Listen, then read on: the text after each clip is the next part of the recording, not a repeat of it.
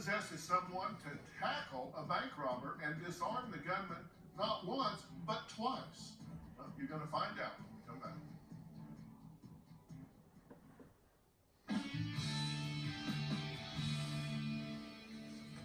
My next guest made a routine trip to his local bank, tackled a bank robber, and in the process, got shot. He became a bona fide hero, but actually not for long.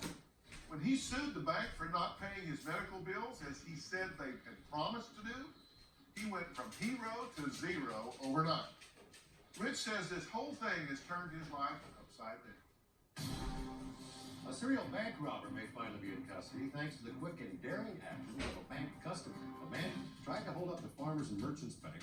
Witnesses say the man walked into the bank wearing all black leather clothes and a red helmet. They say he had 2 guns and yelled for people to give him his money. He brandished a weapon, started yelling, screaming about, give me the money, a lot of foul language, and then out came the gun. 2 customers were shot when one of them tackled the man.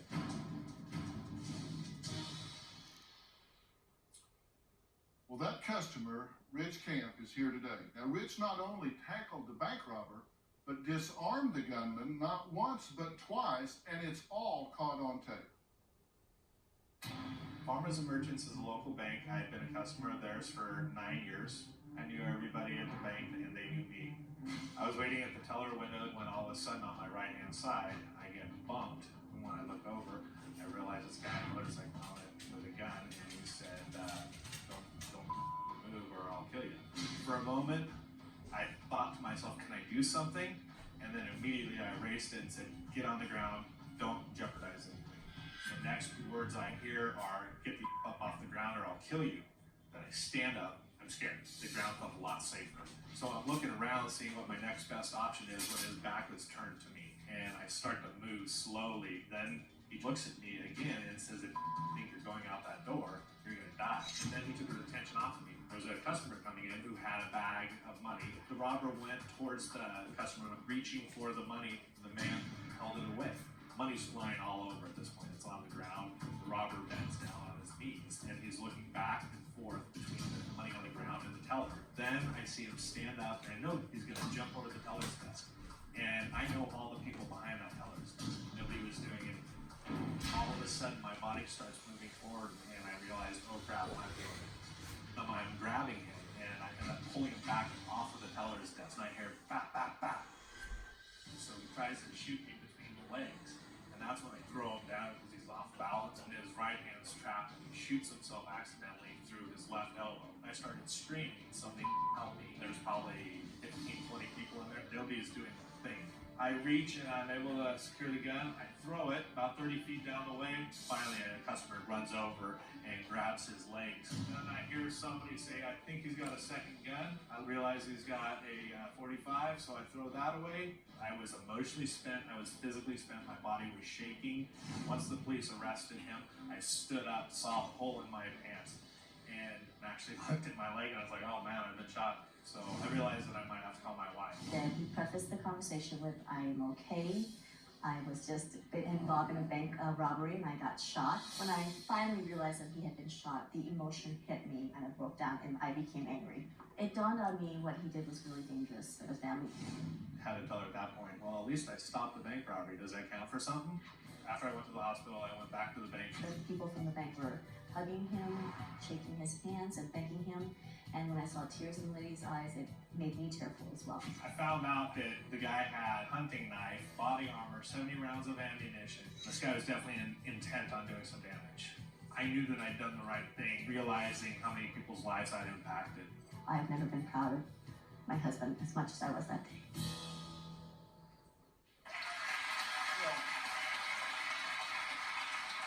Joining us is Rick, along with his wife Jean and their attorney Eric Dubin. Is it Dubin or Dubin? Dubin, thank you. Dubin, okay, I want to be sure. It was interesting because from a psychological standpoint, I'm always curious about what's in people's minds at that critical moment. And you described it as saying something to the effect of, oh my God, I'm doing it. It's like you reflexively went into motion. What was in your mind at that time? I just questioned myself. Like when I saw him moving, I knew what he was going to do, and I was asking myself, will I, won't I, will I, won't I? I always thought I was the type of person who'd help out if I had the ability to. And then all of a sudden, my body started moving, and I didn't have a plan of attack. And I'm not some ex-military or MMA fighter. And then I started moving, and then I'm like, oh God, what am I going to do when I get there? Yeah. Were you upset with him at first for doing this? At first, no, I wasn't. It didn't dawn on me until I was driving to the emergency room that, my God, he was involved in a bank robbery and was shot. When you were actually wrestling with this guy, did you have second thoughts about it, or did you think, was it just win? I mean, keep him down, keep him neutralized. Once I grabbed him, I heard the 3 shots and I smelled it. And as soon as I smelled that gunpowder, it was like one of those movies where it's like slow motion and zoop, it gets up to full speed. At that point, I realized you better fight because you can't let him go now. This is real till the end. Yeah, because if you turn him loose, you know he's going to shoot you. Yeah. Okay. What made you do it? Again, I think it's a family upbringing. Small town that I come from, we didn't have police or fire department. So you help your neighbor helps you, always. Well, it's interesting when we mentioned this, everybody clapped. Everybody said, wow, I mean, look, he did a great thing here. He foiled this bank robbery. Well, up next, Rich says, you know what? I was a hero one day, but then I was a villain the next. So find out what took place when we come back.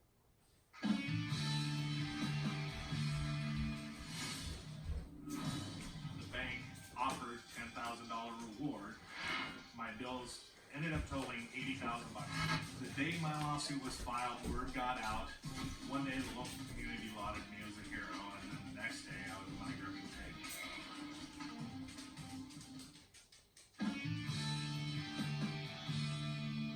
What you're saying is you had $80,000 injury here, and that you got foiling a bank robbery, and they weren't going to pay for that. You got left holding the bag for like 20 grand, right? You had insurance. They didn't cover anything. Your insurance covered 60,000 of it, right? Yep. And then so 20,000 you're left with. So you said, well, they need to pay me. And did you file the original suit? I did, and I hoped I never would have had to. It was just a matter of take care of this hero. Don't make his family suffer for what he did. But was their attitude that you weren't a hero? I can't read inside their mind. All I know is that a letter was sent to me and it said there was a limit and that was it. That was it. But were they ever critical of you for intervening? I'd have to say yes. I mean, most of it went through me, and the attitude really was, first they sent him a bouquet that you wouldn't get a second date from, and then they invited him to lunch and said, oh, but you can bring your wife. Like, he's got a bullet in his leg, he's facing surgery, he's a contractor that works on ladders, he's got a baby, and the bank was just not stepping up in any way, shape, or form. Rich Kemp made a routine trip to his local bank. He ended up tackling a bank robber where bullets were fired and he got shot, as did the robber. He accidentally shot himself in the elbow. Now, Rich became a bona fide hero one day, but a villain the next. Take a look. I wanted the bank to do the right thing, cover my medical bills. The bank offered $10,000 reward and $10,000 of insurance. My bills ended up totaling $80,000. My wife's insurance covered $60,000, leaving us with roughly $20,000 to pay. We didn't have the money.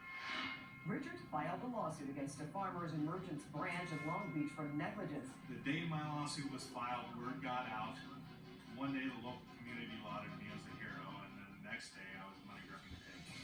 There were people saying horrible things about me being a scumbag, being a zero. I even had a guy call my house, leave a message on my phone saying, hey, Mr. Camp, I was going to hire you to do a job, but now that I see that you're suing, I wouldn't use your service ever. It just tore me apart inside to know that your decision has now made your family, your wife's, your daughter's life harder.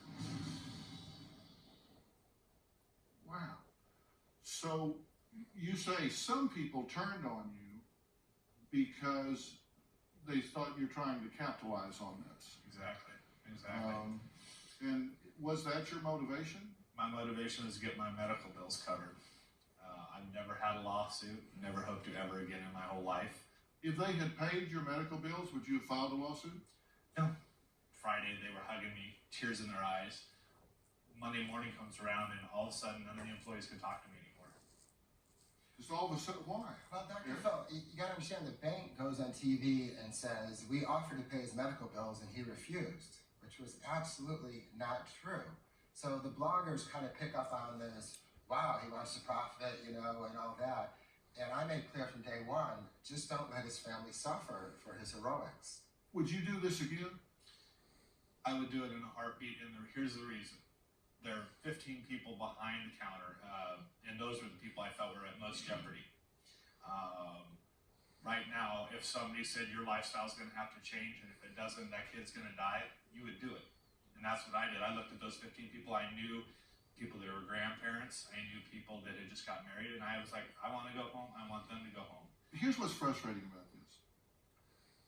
If you hadn't done anything, and he had gone over that counter with 70 rounds of ammunition and just start shooting everybody, which we know that kind of thing happens, then you would have forever been asking yourself, could I have done something to stop it? Since that didn't happen, then those that sit back with cooler heads would say that's not the percentage play. Mm-hmm. And because I asked myself this, would I do that? And sitting at my desk at home, not being in the pressure of the moment, I said, no, I wouldn't do it. And I'll tell you why I wouldn't do it. I always look at people's motivation. And you come to a bank for money. A school shooter goes to school for blood. Now, if I see somebody walking down a school hall with a gun, I know they're there for blood. I see somebody walk into a bank with a gun, I know they're there for money. It didn't mean my money. So, and I know these things are usually over pretty quick. So, I told myself when I was looking at this last night, I wouldn't have done that. Let's find out what an expert has to say. We got a security expert here, Rosemary Erickson. Rosemary, what's the smart play day in and day out in this sort of thing? The advice is always to not resist in a robbery. Give up the money, follow the robber's instructions. Don't do anything. Don't make them nervous, because statistically you will be better off if you do not resist. In bank robberies, only 4% end up with any injury or violence. Okay. And 82% of injuries in robberies are due to resistance. I've studied those tapes. I've looked at all of our interviews of you. I've read everything. And I think you are anything but a money-grubbing opportunist. You seem to me to be a very down-to-earth, hard-working guy. You never filed a lawsuit in your life. I think it is really unfair that you're being demonized, but the odds are better if you don't do it next time. But I wonder how many times a shooter has walked into a post office or a mall or a restaurant or a hair salon down here, and nobody did anything. If they had, would those lives have been saved? You just don't know. But so all you can do is lean on statistics, and the statistics are greatly in favor of don't resist, particularly if it involves money. Absolutely. You know, if it involves money. Eric? You know what, I agree with that, but if you watch the tape, he was not Bruce Willis from the get-go. He was an island, he was standing there, he obeyed instructions. Right. It wasn't until the jump over the tellers, Right. and Rich had a choice. He could have hid, or he could have stayed and did what he did. And to me, that's character and that's a hero, which makes the bank's conduct even more horrific in my opinion. Yeah.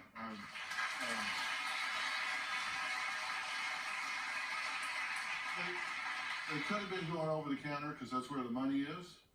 They could have been going over the counter and panicked and felt trapped in a small space and shot everybody in the building. You just don't know. What I do know is you seem like a really well-intended and good guy to me, and I would hope that people would back off and not be demonizing you about this situation. All right. I'll let you have the last word before we move on. Okay, no, I just want to say sort of what Eric said. I didn't want to get involved, but I had to get involved. I agree statistically what you're saying, but I went down on the ground. I did all those things, but when he went over the teller's desk, I knew at that point I had to. So, you know, I don't say that everybody should get involved. I'm just saying I saw an opportunity where I could save people's lives. And every situation is different, and that's why I say, for my viewers, I wanted them to know the statistics here. Did you do the right thing? We'll never know what he was gonna do, but what we do know is what he didn't do, because he didn't have the opportunity.